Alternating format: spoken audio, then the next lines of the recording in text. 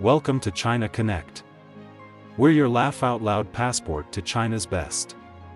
Explore and let's discover China now, with a giggle. Today, let's dive into something even cooler than my Swedish charm, spacefaring fish. Yeah, you heard that right, fish in space, specifically, zebrafish. Imagine, your typical aquarium fish, just casually floating around in zero-G like a boss. Now, you might be thinking, why the heck are we sending fish to space? Well, here's the thing.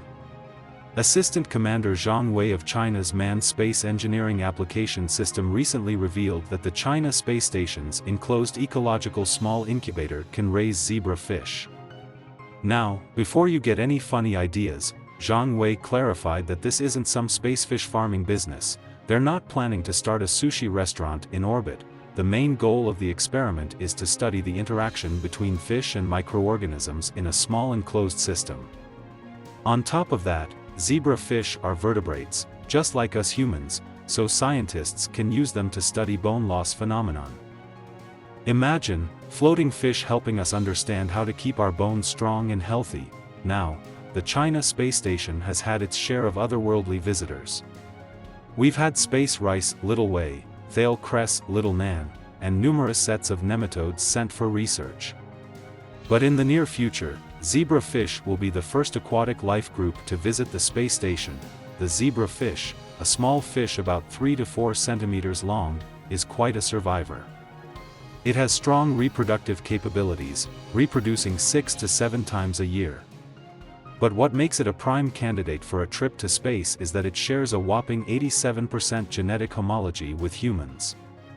As a model organism, its physiology, development, and metabolism are highly similar to mammalian animals, making it a reliable model for simulating and predicting human physiological and pathological processes. Zebrafish are widely used in various fields, including life science, medicine, environmental monitoring, drug research and development, health food development, cosmetics, and food safety evaluation.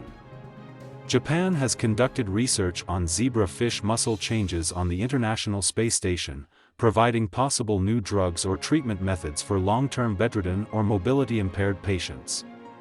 It also helps researchers develop strategies to deal with muscle atrophy in astronauts living in long-term microgravity environments.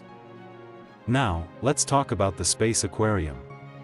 The aquarium, a small, enclosed ecosystem, can accommodate about 4 to 5 zebrafish, along with some algae and microorganisms.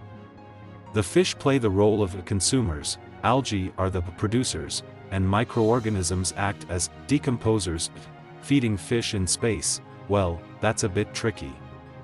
Astronauts have a tight schedule on the space station, with lots of space experiments to conduct, daily maintenance work, and physical exercise to keep fit.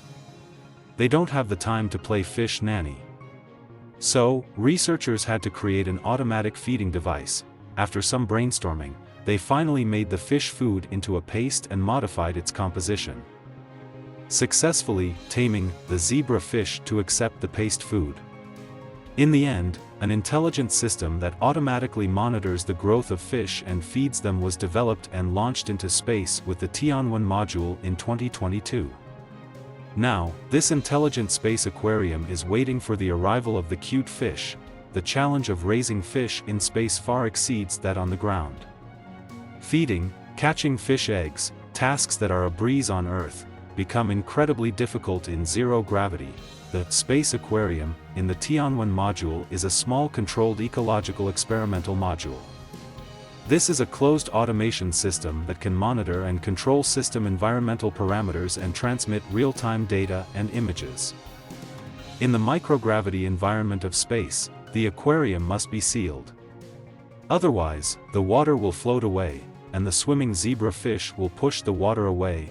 Moreover, there's no buoyancy in space, so the fish might swim in any possible pattern in the aquarium. The zebrafish must rely on their adaptive capabilities to adjust their posture in the water to adapt to the microgravity environment. The aquarium is also equipped with various custom sensors both inside and out. Scientists will use this to explore relevant ecological parameters, providing data support for future deep space exploration and the establishment of ecological recycling systems for lunar and Mars bases. So, there you have it, brothers. Zebra fish are literally going where no fish has ever gone before. It's not just a trip to space, it's a journey of scientific discovery that could help us better understand life on Earth and beyond. And who knows? Maybe one day, we'll all be chilling in space with our fish buddies. Until then, as always, remember to keep exploring, keep pushing boundaries, and keep being awesome. But wait, isn't it amazing to think of how much we've advanced? I mean, we've sent humans to space, rovers to Mars, and now we're planning on sending fish. Fish. If that doesn't scream progress, I don't know what does. You see, it's not just about sending a fish into space for the fun of it. Although I gotta admit, it sounds pretty fun. It's about understanding how they adapt to a completely different environment, how they interact with microorganisms in a closed system, and how their bodies react to the lack of gravity. So, as you can see, this isn't just a simple case of, let's throw some fish into space and see what happens. It's a carefully planned and executed operation that could provide us with valuable information for future space missions and even for medical research here on Earth. Now, I'm sure some of you are thinking, why zebra fish? Why not goldfish or betta fish? Well, as it turns out, zebra fish are the perfect candidates for this kind of research. They're small, they reproduce quickly, and as I mentioned before, they share a lot of their genetic makeup with us humans. In fact, zebra fish have been used in medical research for years. They've helped us understand everything from heart disease to muscle disorders. And now they're going to help us learn more about life in space, so, there you have it. The next time you see a zebra fish at the pet store, remember, they're not just pretty to look at. They're also paving the way for scientific discovery. And who knows? Maybe one day, we'll be living in space alongside our fishy friends, but for now, I'll leave you with this thought. We live in a world where we can send fish to space. Isn't that simply mind-blowing? Thanks for exploring China with us. Hit like, comment, and share for laughs. Subscribe and drop your thoughts below.